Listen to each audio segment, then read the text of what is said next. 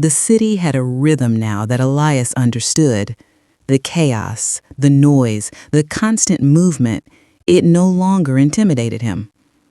It became a guide, showing him where to find small chances, subtle openings, moments where a kind word or a careful action could ripple outward. He moved with awareness, noticing not just where he was, but who he passed, who needed help, and who had something to teach him. One morning, he found himself at the edge of a small market, watching as traders shouted over the din of buyers, haggling over vegetables, grains, and handmade wares. He remembered a lesson Mama Ruth had taught him. Opportunities are everywhere, Elias, but most people walk past them because they're too proud to see them or too afraid to act. He took a deep breath and stepped forward. At first, it was simple, helping an elderly vendor lift a sack of yams, carrying a basket of tomatoes through the mud, giving directions to a lost customer. These small acts drew smiles, nods, and whispered thanks. For the first time, Elias realized that influence didn't require money. It required attention, care, and respect. A week later, he met a man named Segun, a street-side carpenter who repaired furniture for anyone who could pay, no matter how little. Segun had a sharp mind, a quick wit, and a generosity that mirrored Mama Ruth's own. Elias watched him work, fascinated by how much value one man could create with skill, patience, and integrity. "You've been watching," Segun said, not as an accusation, but as a statement. Elias nodded. "I'm learning," he admitted. Segun studied him for a long moment. Most people in your position, most people who've lost everything, will be bitter, angry, or desperate. But you see the work, not the loss. Elias didn't respond immediately. He thought of the empire he had lost, the deals gone wrong, the friends who had abandoned him. All of it mattered less now than he thought it would. What mattered was being present, being useful, being part of something that actually mattered. Segun offered him a chance, a small one, a low-paying job helping in the workshop. It wasn't glamorous, it wasn't a return to the boardroom, but it was a beginning. Elias accepted, though humility and hesitation warred within him. For a man who commanded respect with a glance, the act of performing labor without expectation felt alien. Days turned into weeks in the workshop.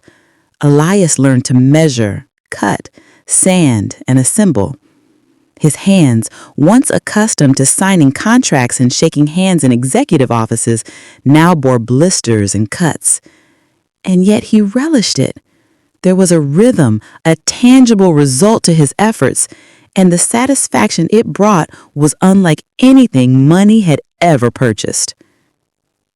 He observed Segun closely, noting the subtle ways he negotiated with suppliers, managed clients, and kept his business running smoothly. There were lessons here that books could never teach, lessons of trust, humility, negotiation, and integrity.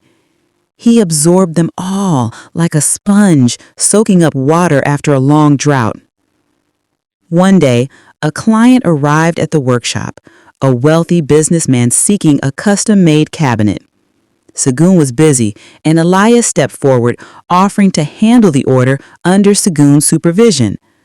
The client, skeptical at first, watched as Elias measured, planned, and executed with surprising precision. When the work was completed, the client nodded in approval, impressed not just by the craftsmanship, but by Elias's professionalism. Segun clapped him on the shoulder. "See, Elias? Influence doesn't come from wealth. It comes from skill, reliability, and respect. You've been given nothing, yet you are learning everything." Elias smiled, feeling a quiet pride. Not the kind that demanded recognition, but the kind that satisfied the soul. He was learning that rebuilding didn't happen overnight, and that small victories often carried more weight than grand gestures. Through these small victories, Elias began to notice changes in himself. His temper, once quick and sharp, had softened. His arrogance had given way to patience.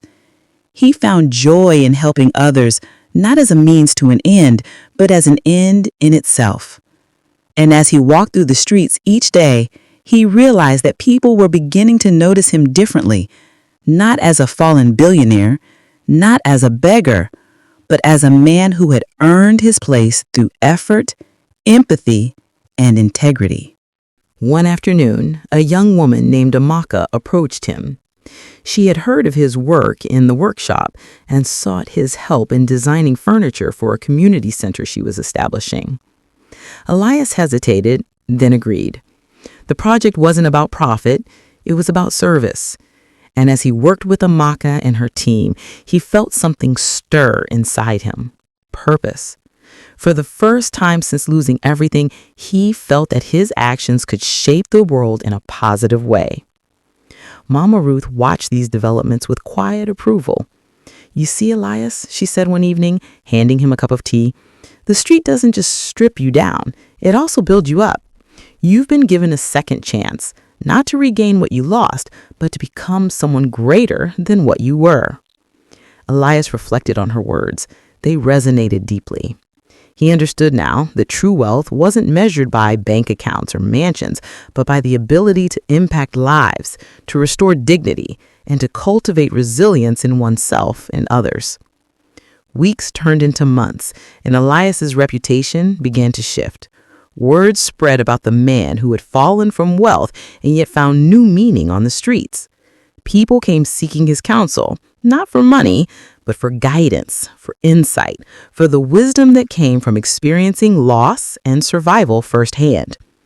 He began mentoring young men and women, showing them skills he had learned from Segun, teaching them patience, discipline, and empathy.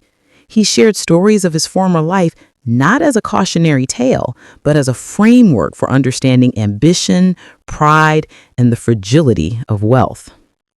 One evening, as he returned from the community center, he noticed a crowd gathered around a street performer. Children were laughing, parents smiling, and the energy was electric. He stepped closer, feeling a warmth he had known in years.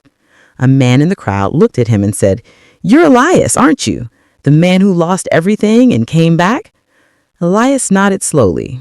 "I am," he said, though he felt the truth was more complicated than that. He had lost much, yes, but he had gained more. Knowledge, empathy, purpose, a connection to the world he had never truly seen before. The man shook his head in awe. "Most people would have given up, but you changed. And somehow you make us believe we can too." Elias didn't respond. He only watched the children play, the street alive with life, and felt the stirrings of a vision forming in his mind.